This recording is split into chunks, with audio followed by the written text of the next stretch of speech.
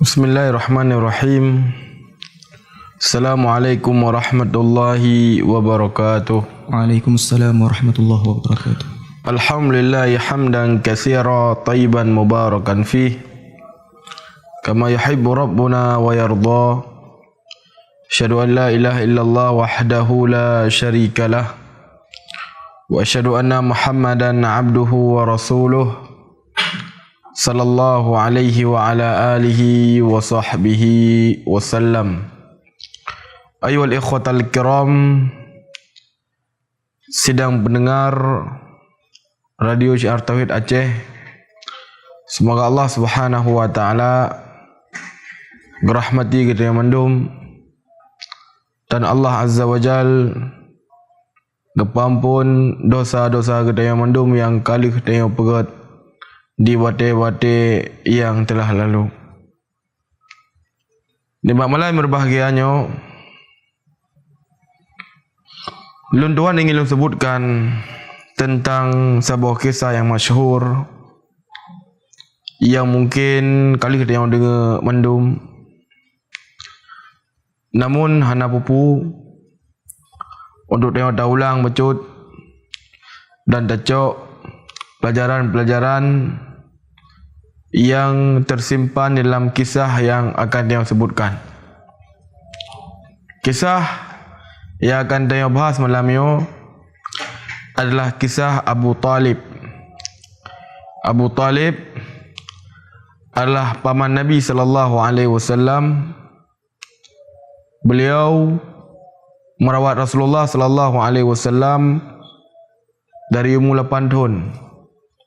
Setelah wafat Abdul Muttalib, Abu Talib gecok Rasulullah sallallahu alaihi wasallam dan gepelihara sampai disebutkan Gian sangat cinta kepada Nabi dan sayang terhadap Nabi sallallahu alaihi wasallam.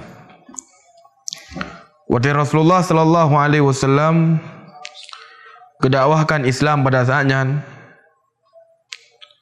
kecintaan Abu Talib kepada Nabi SAW hanya berkurang pih membecut. Bahkan Abu Talib gedang iku untuk gebela keponakan dengan yaitu Rasulullah SAW dari gangguan urang-urang kafir Quraisy pada saatnya. Berarti kaum muslimin diboikot oleh orang musyrikin.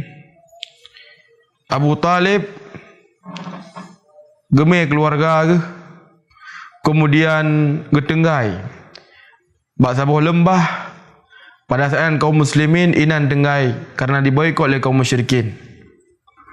Maka ikut oleh kaum musyrikin bak Abu Talib bubur ron kena. Ron ke orang menyembah berhala sit sama lagi kamu.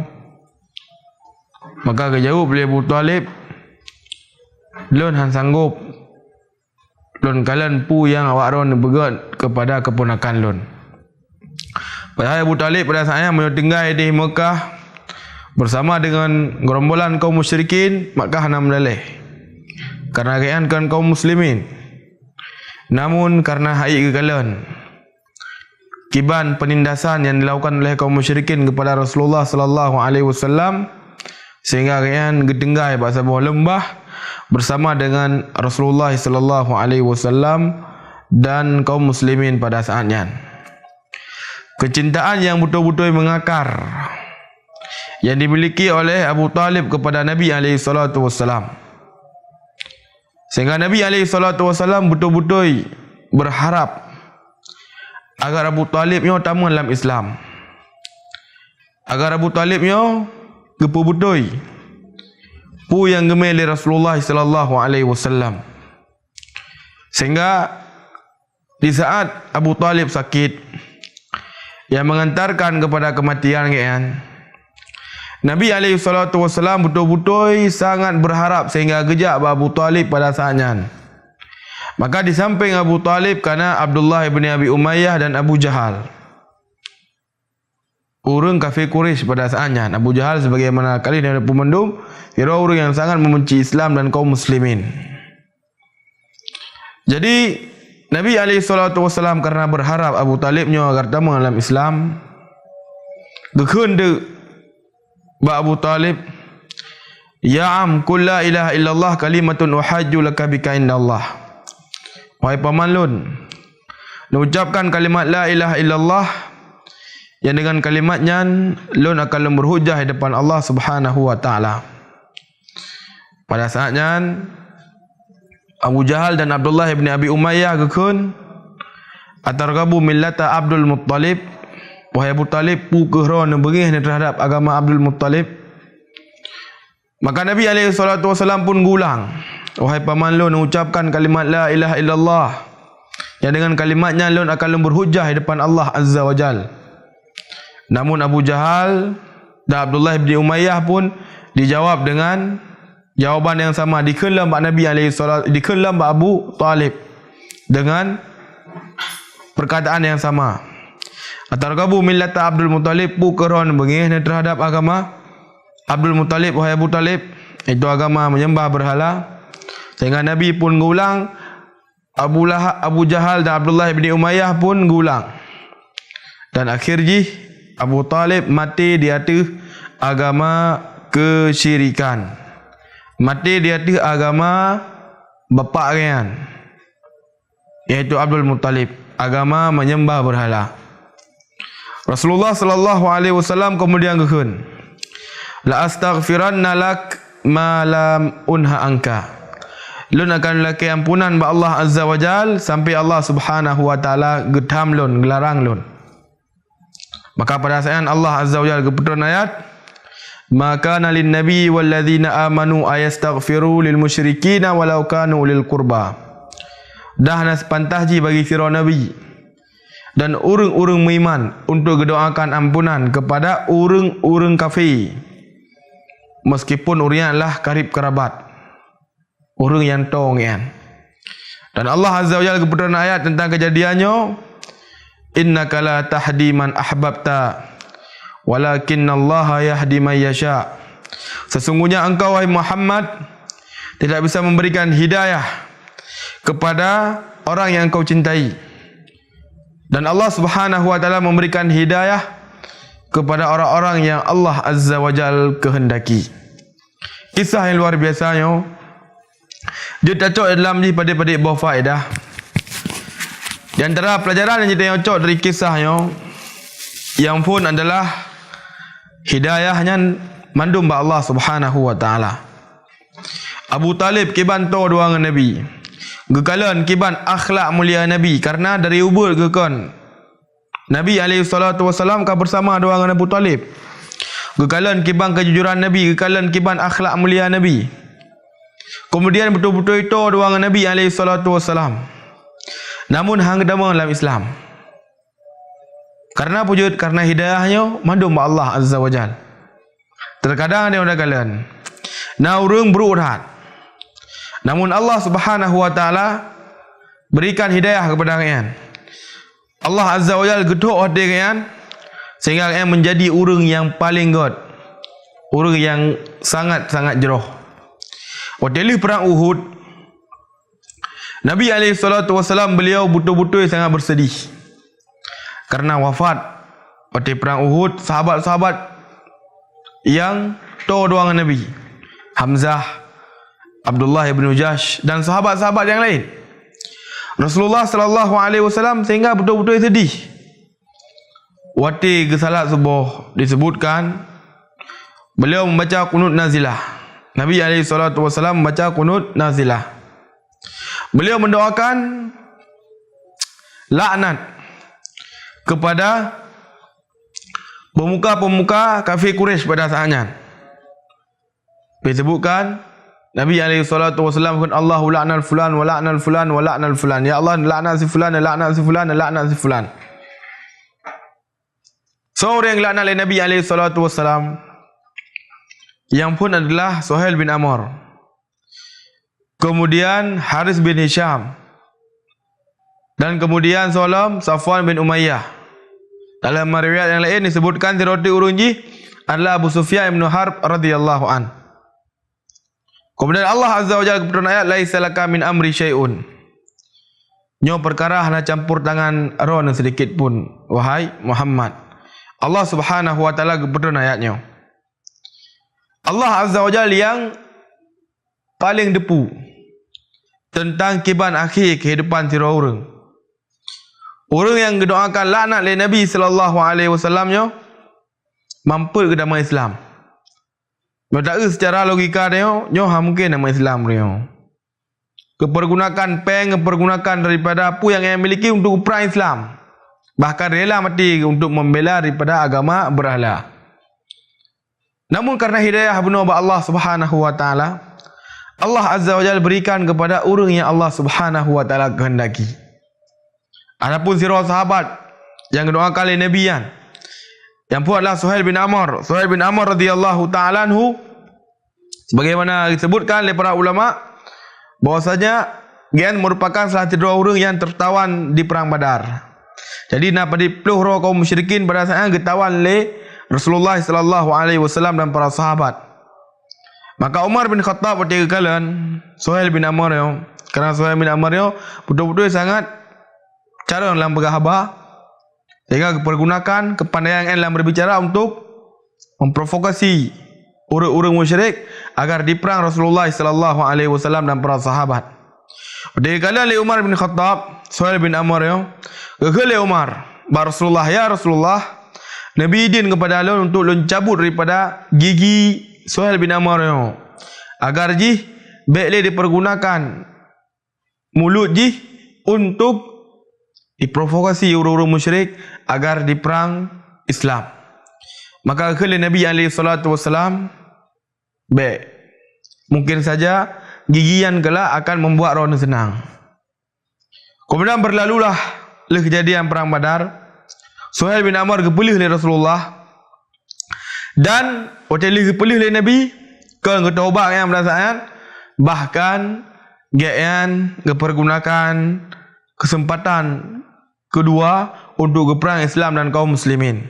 Akhirnya waktu terjadi Fathul Makkah, gian pada saatnya hari kali kiban Nabi alaihi salatu wasallam berangkat dari Madinah ke Makkah berjumlah sekitar 10,000 orang.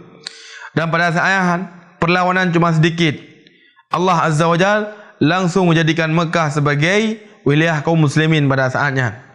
Maka Suhail bin Amr kata duduk pada saat dua orang-orang lain nampak berhabali.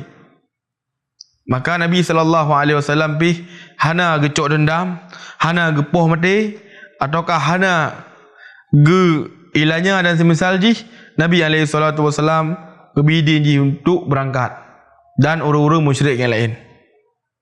Sehingga oleh khotal kiram rahimani rahimakumullah, waktu kalian kiban sifat yang dimiliki oleh Nabi sallallahu alaihi wasallam, barakon kiban ku hina, barakon kiban ku lecehkan, kemudian ku pergunakan pide untuk ku perang Muhammad, dalam hati mungkin Suhail bin Amr lagi tapi lagi lah besar jiwa Nabi sallallahu alaihi wasallam kepemah oleh Rasulullah, sehingga membuat tu benih-benih keislaman yang akan muncul di dada Suhail bin Amr.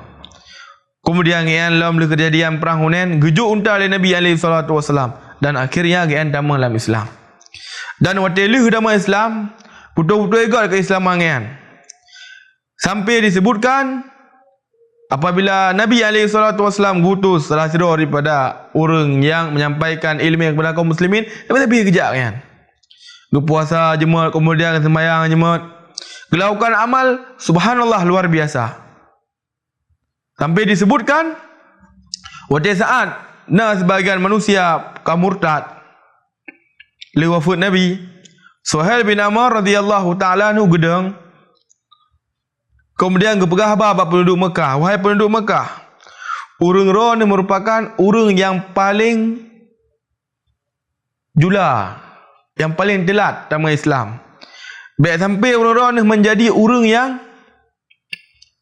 paling awal tubit dari Islam. Maka dikarenakan ucapan Allah Azza wa Jalla berikan kekokohan kepada hati penduduk Mekah pada saatnya. Takalan kiban sira orang yang akan berubah, kiban sira orang yang akan gebih hidayah oleh Allah Azza wa Jalla, punya barakah dari orang yang sangat-sangat buruk. Namun waktu Allah Azza wa Jalla buka hati, Allah beri hidayah kepada yang menjadi orang yang paling good. Waktu dia dengar pu yang kesampaikan oleh Suhail bin Amr kepada penduduk Mekah, oleh Umar bin Khattab radhiyallahu an, Umar dengar tentang kiban Suhail bin Amr dalam meyakinkan penduduk Mekah tetap dalam Islam, maka kekim kan teringat ke pesan Nabi alaihi salatu wasallam zaman bahawa saja biak ni cabut gigi kan, sungguhnya mungkin akan membuat orang senang di kemudian hari. Begitu juga ayuhal ikhwatal kiram, sahabat Nabi yang lain, Haris bin Hisham yang pi urang yang buruk rahat. Sampai-sampai waktu gedepu Nabi alaihi salatu wasallam getamang di dalam Mekah untuk taklukkan Mekah, Suhail Haris bin Hisham yo gejak ba Ummu Hani, sepupu Nabi alaihi salatu wasallam. Karena Nabi alaihi salatu wasallam perbolehkan untuk membunuh daripada Haris bin Hisham yo. Karena berat dah pertentangan kepada Islam dan kaum muslimin pada saatnya, maka dia mintalah daripada perlindungan kepada Ummu Hani. Pada kalian oleh saudara iaitu Ali bin Abi Talib, tokoh yang lain Akil tokoh Ja'far, maka mereka ingin membunuh Haris bin Hisham. Namun gelarang oleh Ummu Hani di bawah perlindungan lun. Kemudian Ummu Hani kejak pada Nabi alaihi salatu wasallam, kemudian menyampaikan bahwasanya Haris bin Hisham di bawah lindungan kan. Kan Nabi alaihi salatu wasallam pun hanya jadi daripada eksekusi Haris bin Hisham. Betul-betul pertentangan yang luar biasa yang dilakukan oleh Haris bin Hisham radhiyallahu taala anhu kepada Islam dan kaum muslimin. Kemudian kekalian itu dari dekat kiban keadaan kaum muslimin, kemudian kiban akhlak yang dimiliki oleh Rasulullah sallallahu alaihi wasallam membuat yang damai dalam Islam. Dan leh damai Islam, subhanallah, betul-betul menjadi orang yang sangat-sangat good. Sampai disebutkan gian merupakan salah satu orang yang gugur tak kala berperang dengan orang Romawi idih di perang Yarmuk, mati dalam keadaan membela agama Allah Subhanahu wa taala. Menansi Abu Sufyan radhiyallahu taala anhu, barakon bikin salah satu pemuka kaum yang gahasung masyarakat untuk memerangi Islam. Leh damai Islam, betul-betul jujur iman dengan, betul-betul dengan ikhlas kepada Allah Azza wa Jalla, sampai pernah yang kena panah daerah mata. Kemudian kejap Pak Nabi alaihi salatu wasallam gak laporkan pu yang alami. Maka kala Nabi alaihi salatu wasallam apabila ron bersabar, maka bagi ron surga. Kemudian apabila ron ingin lulaki ba Allah, maka lu akan lulaki ba Allah Azza wa Jalla, dan Allah Subhanahu wa taala akan kepulih ron. Maka kala Abu Sufyan radhiyallahu taala anhu menyolagian ya Rasulullah, lun lebih pilih surga. Betul-betul keimanan kan mendarah daging di hati urangnya. Tak kalian kiban apabila Allah Azza wa Jalla gebuka hati kepada sirah hamba, maka barakah orang yang paling buruk menjadi orang yang sangat-sangat jauh menansit. Apabila Allah Azza wa Jalla getup hati, hana gebi hidayah, meskipun orang terkadang sangat doang kebenaran, namun Allah Azza wa Jalla getup daripada hidayah, Allah Subhanahu wa taala hana gebi hidayah, maka so kena yatham. Lagi kisah Abu Talib bunuh. Betul-betul itu doang Nabi, namun hidayah mandum ba'jara Allah Subhanahu wa taala. Allah Azza wa Jalla memberikan kepada orang-orang yang Allah Subhanahu wa taala kehendaki, dan Allah Azza wa Jalla sangat mufhum so mentang yang membutuhkan daripada hidayah Allah Subhanahu wa taala. Nyo yang pun yang kita cok pelajaran dari kisah Abu Talib. Kemudian di antara pelajaran yang kita cok dari kisah Abu Talib adalah tentang penting ngon yang gak dalam Islam. Ngonyo kan perkara yang sepele. Nabi sallallahu alaihi wasallam gak gajarkan bak geneo agar neo tak kalian so ngendeo. Nabi gebra almaru ala dini khalili falyanzur ahadukum man yukhallilu. Gebra Nabi sungguhnya sira urang nyan di atas agama ngen, maka hendaklah sira urang kalian so ngen. Sehingga ngon nyo sangat berpengaruh pada diri sira urang. Tayo yo manusia baik tak pegang sama manusia, terkadang Mereka tengok trip mentang dua ngan hewan mesti perara lagi unta, dokar ada perara lagi kambing dan semisal ji, maka akan terbawa daripada sifat dan pengaruh daripada hewan yang tengok gemalai.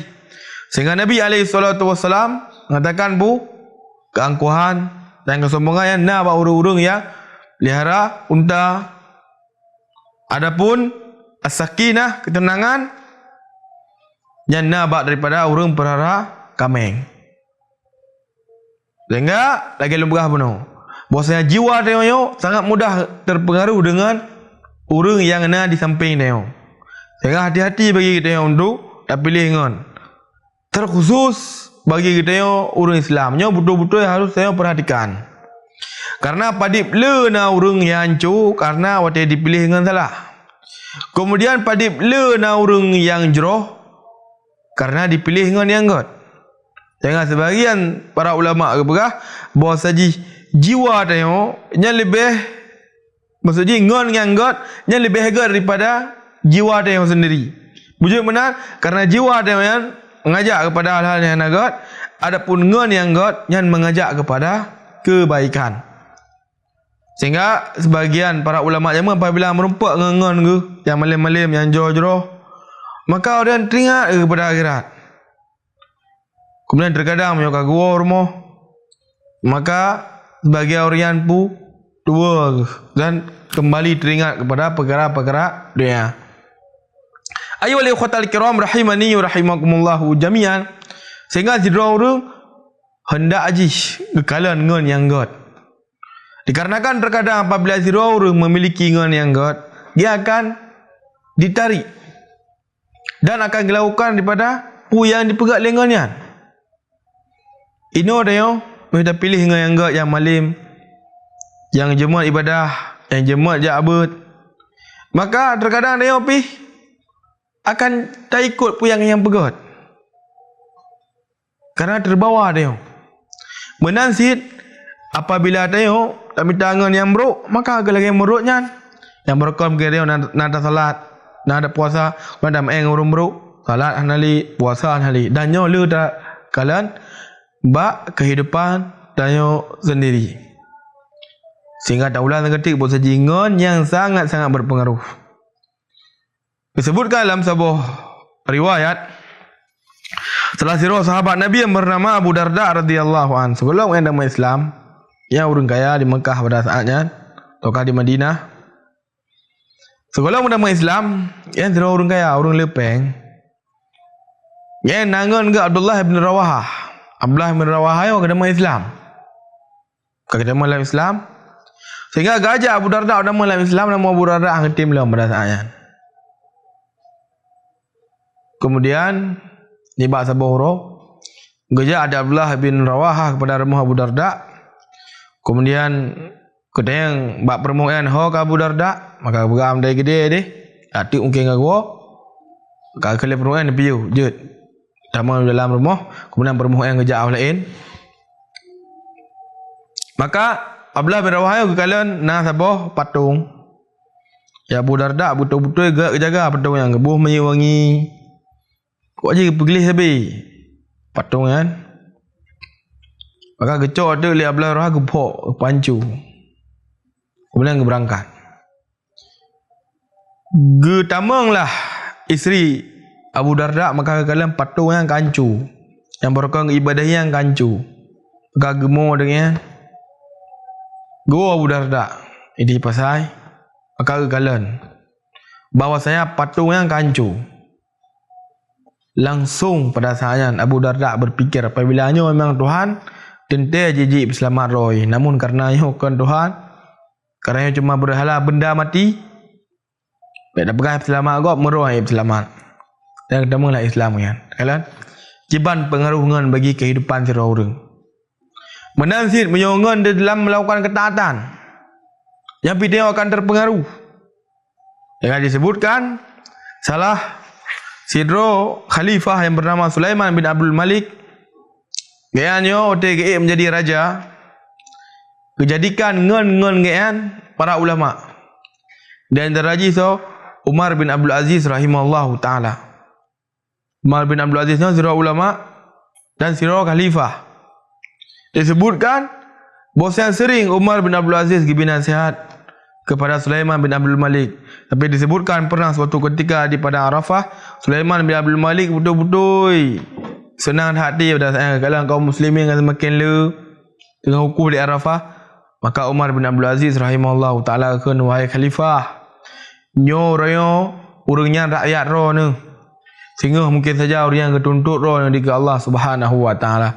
Dia kedengar daripada kiban nasihat Sulaiman bin Abdul Malik yang gemuk gekli kerana betul-betul menghujam lah mati dengan kiban nasihat sirongan yang soleh. Menansit ayu wal ikhwatal kiram, menyotayong damain dua orang yang buruk. Maka terkadang sid tayong akan terbawa daripada sifat yang buruk kan. Dan nyola tayong kalian sendiri. Nah orang mereka jemaah tak sembahyang, imeng orang hanagat. Kemudian ji pun terbawa. Dan disebutkan Ubaidillah nyo salah satu daripada bawahan Yazid bin Muawiyah. Cerita sebuah kisah tentang kiban pengaruhan bagi kehidupan tayong ngon yang buruk. Jadi Yazid diperintahkan kepada Ubaidillah untuk menahan Husain baik dalam Kufah. Maka yang pertama melakukan tugas roh untuk Husain baik dalam Kufah. Maka Husain pi kampung berdasarnya hanali ketemu dalam Kufah karena orang Kufah akan mengkhianati kan. Dia pi gelake ba Ubaidillah agar berizin untuk war ke Makkah atau Madinah, ataukah kejap perbatasan, ataukah ke merumpuk Yazid. Ini daerah Syam. Waktu pun kedengar daripada tawaran Husain Ubaidillah gepeng. Kajit lagi kan. Karena kepikir adalah cucu Nabi, sahabat Nabi, so juga kan. Pergi benar mungkin. Namun tak ada yang bangun ke. Tak ada yang bangun dan yang buruk dah. Itu yang lah bangun ke. Kiban pada paro ni. Husain gelake baklung leheboh ataukah apa boh tawaran. Ima gua ke di Mekah dan Madinah ataukah kejak ke di Usyam ataukah ke merumpuk ataukah kejak perbatasan ni. Kagak kelingan nganyo. Alah. Drone ke pemimpin kepu nak dengar bagian. Gian hanjek menan. Yang pah dah pegat tak cok sebagai tawanan. Kemudian terhasut tu dan gedengar puyangan ke begah. Gedengar puyangan ke begah. Sehingga akhirnya pu dijadikan Husain sebagai tawanan. Husain radhiyallahu taala anhu hana ridha dijadikan sebagai tawanan kerana sirah Muslim menjadi tawan. Kemudian ia adalah cucu Nabi alaihi salatu wassalam. Dan ia adalah orang yang memiliki daripada hubungan dengan Rasulullah sallallahu alaihi wasallam sehingga gelap mata. Ipohlah Husain radhiyallahu taala anhu sehingga beliau terbunuh dan beliau syahid. Subhanallah. Kiban nagalan pengaruh ngan yang jelek bagi geteo. Sehingga apabila dia dah rumpak daripada ngan yang get, maka hendaklah bagi dia tamat bekang. Meskipun terkadang daripada hal-hal yang dia nak galak ada bangun dia, maka ngan dia tak ada ngan urungan, maka lebih hebat daripada tamain dua orang-orang yang hana god. Terkadang sebagian dia hana ya begah le urun dua munyo hati ka depeh, munyo hati hana depeh pada bijih ke betapa, munyo hati ka depeh bu lebih hana merumpuk rasa. Jadi dia baik lagi kan. Yo memang nak terkadang hati-hati dia hana gak kepada gengan. Gak naklah dan dah maaf dan tak anggap bahawa saji dia yang lebih hebat daripada tak minta orang yang lain. Ya ajak dia kepada sembahyang, ya ajak kepada dia kepada hal-hal yang god. Dia pun terkadang bak mayang-mayang depeh dia becut, maka dia yang baik langsung dia boikot hanali dah pegah habah, hanali dah merumpuk, dah tinggalkan jamaah dan yang semisal ji, makanya merupakan perkara yang akan merugikan diri kita yang sendiri. Ayyuhal ikhwatal kiram rahimani rahimakumullah. Faedah kisah haji lu dadat, namun di malam yang berbahagianya, tacok dan wabuhnya, semoga bermanfaat bagi kita yang mendum. Lebih dan kurang laki maaf. Subhanakallahumma rabbana bihamdik. Asyhadu an la ilaha illallah astaghfiruka wa atubu ilaik. Assalamualaikum warahmatullahi wabarakatuh.